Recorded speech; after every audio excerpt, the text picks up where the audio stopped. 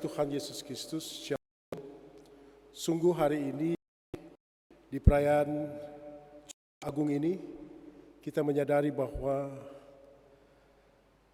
kasih setia dan pengorbanan Kristus kepada kita membuktikan bahwa kasih Allah itu tidak pernah meninggalkan kita. Dan karena itu pada saat ini firman Tuhan dalam pasal 3 ayat 6 sampai dengan 32 mau mengajarkan kita tentang 3 hal penting hari Jumat Agung ini untuk memahami arti pengorbanan Kristus itu, kasih Allah itu kepada kita. Hal yang pertama, kita belajar dari perayaan ini, ada seorang yang bernama disebutkan Simon dari Kirene. Ini adalah seorang yang tidak tahu menahu dengan situasi yang ada. Tetapi dia harus bertanggung jawab untuk memikul sesuatu yang tidak harus menjadi pikul dia.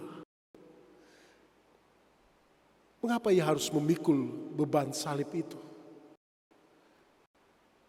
Mengapa harus menerima gemuk Yesus untuk memikul salib itu? Yang penting ini untuk kita renungkan kita semua hari ini, bahwa hari ini gereja bagian dari tanggung jawab yang tanggung jawab atas situasi kehidupan kita, atas bangsa dan negara ini. Gereja diajarkan belajar bersama dengan Yesus adalah memikul salib Kristus. Simon dari Kirene, seorang yang belajar untuk menerima keselamatan dari Kristus dengan memikul salibnya. Dengan dia memikul salib itu menunjukkan bahwa Yesus sungguh adalah manusia seperti adanya. Yesus mengalami siksaan sampai-sampai ia tidak mampu memikul lagi kayu salib yang harus dipikulnya itu. Dia sungguh ada dalam penderitaan. Hari ini gereja yang belajar dalam menghadapi penderitaan, khususnya dengan kenyataan wabah COVID ini. Ini merupakan bagian dari tantangan pergumulan dan penderitaan gereja. Bahwa gereja harus bertanggung jawab untuk mengambil bagian memikul salib ini. Itu yang pertama bagi kehidupan kita. Yang kedua, digambarkan dalam kisah ini, ada putri-putri, ada orang-orang yang juga menangisi perjalanan Yesus. Karena mereka mengenal apa Yesus sesungguhnya. Rasanya tidak adil menerima kenyataan seperti itu. Rasanya sesuatu yang tidak tepat bahwa Yesus harus menerima penghukuman itu. Mereka menangisi. Dan karena itu mereka dianggap sebagai putri-putri Yerusalem. Tangis mereka semakin nyata. Dan apa yang digambarkan dalam tangisan ini, sekali lagi, inilah gambaran penderitaan Yesus. Hari ini, kalau gereja turut mengambil bagian dalam tangisan kehidupan ini, bukan berarti kita adalah orang yang meninggalkan Kristus. Kita adalah orang yang menangis, tetapi saat yang sama kita mau berbelas kasih, berbela rasa kepada situasi yang ada. Tangis tanpa tindakan untuk mengambil bagian dalam perjalanan hidup penderitaan ini adalah tangis yang tidak setia. Tangis yang hanya mengutamakan dirinya sendiri. Tidak demikian. Kalau kita menangis hari ini, mungkin kita menangisi diri kita sendiri. Tetapi Yesus menginginkan kepada kita semua dalam tangis pun yang kita alami dalam kehidupan ini, bahwa kita adalah orang yang memiliki kepastian. Sehingga apa yang dikatakan ayat 29, bahagia perempuan mandul dan rahimnya tidak pernah melahirkan dan yang susunya tidak pernah menyusui. Memang ada semacam kontradiktif. Ada semacam pertentangan di situ dinyatakan bahwa justru yang berbahagia adalah yang tidak pernah melahirkan, tidak pernah memiliki anak. Ini sindiran yang dinyatakan Yesus untuk semua orang.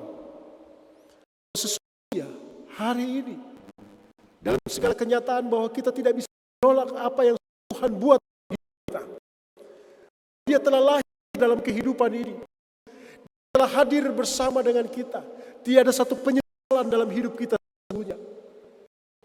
Orang Kristen adalah orang yang menangis tapi tidak dalam penyesalan. Menerima kenyataan bahwa apapun harus dihadapi di dalam Tuhan Yesus. Itu hari ini kalau kita mau menikmati anggur dan roti sebagai simbol pengorbanan kasih Kristus. Kita menangisi akan segala kesalahan kita. Bahwa kita orang-orang yang berdosa melakukan banyak hal di hidup kita. Orang yang berkenan di hadapan Tuhan. Tapi kita juga sama atas karya pengorbanan Kristus. Kita berlayakkan untuk menerima kasih Allah itu di hidup kita. Setiap saat, setiap detik. Karena itu hari ini kita punya penyesalan untuk tetap setia bersama Yesus. Kendati begitu banyak tantangan pergumulan. Kendati begitu banyak situasi sulit kita mengerti hidup kita. Hidup setia mengiringi perjalanan Yesus dengan tetap setia dan mengasihinya adalah kehidupan yang sesungguhnya. Yang ketiga, hari ini juga diajarkan bahwa kehidupan kita saat ini ada di tengah-tengah situasi apapun, di tengah situasi dikatakan dalam ayat yang ke-32, dan ada juga digiring dua orang lain, yaitu dua hukum mati bersama-sama dia.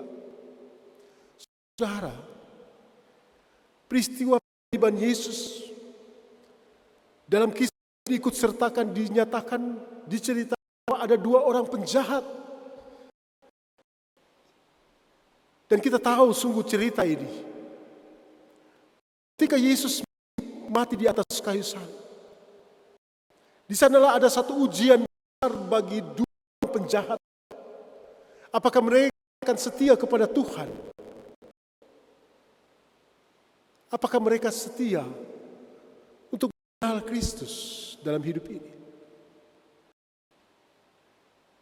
Siapakah kita hari ini? Banyak kekurangan dan keterbatasan kita. Tapi kalau hari ini kita salah satu dari dua orang yang ada di samping Yesus,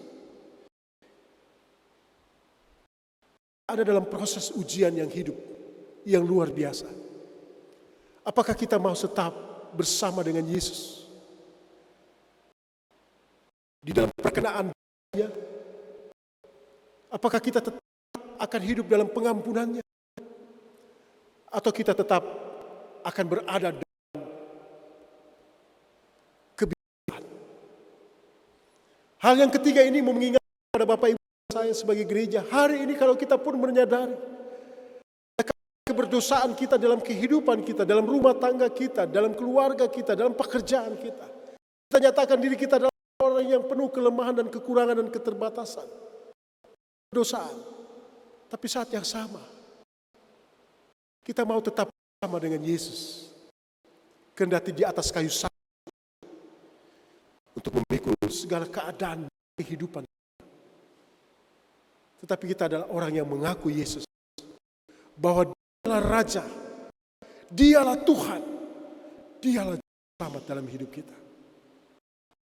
Mari kita menikmati anggur dan roti yang telah kita sediakan, atau apapun yang kita sediakan sebagai simbol roti dan anggur di dalam kita hari ini, menggunakan tata ibadah konvensional. Mari kita nikmati dalam renungan kita. Yesus adalah juru selamat yang menebus kita. Kita berjanji untuk menjadi seorang Simon dari Kirene yang tetap mau memilih salib Yesus. Dan kita mau menjadi orang-orang walaupun menangisi keadaan hidup ini, tetapi kita adalah orang yang tidak jatuh dalam penyesalan. Sebab kita menjadi setia seperti putri-putri Yerusalem itu. Dan yang ketiga, kalau kita adalah orang yang menyadari kita banyak kekurangan dan kesalahan dosa kita, ketika salib Yesus, kita mau tersalib dalam kemenangannya, mengaku bahwa Dialah Raja dalam kehidupan kita, bebaskan, selamatkan, dan terus kita dalam pengorbanan tubuh dan darahnya di dalam hidup kita. Yesus Kristus Tuhan kita. Amin.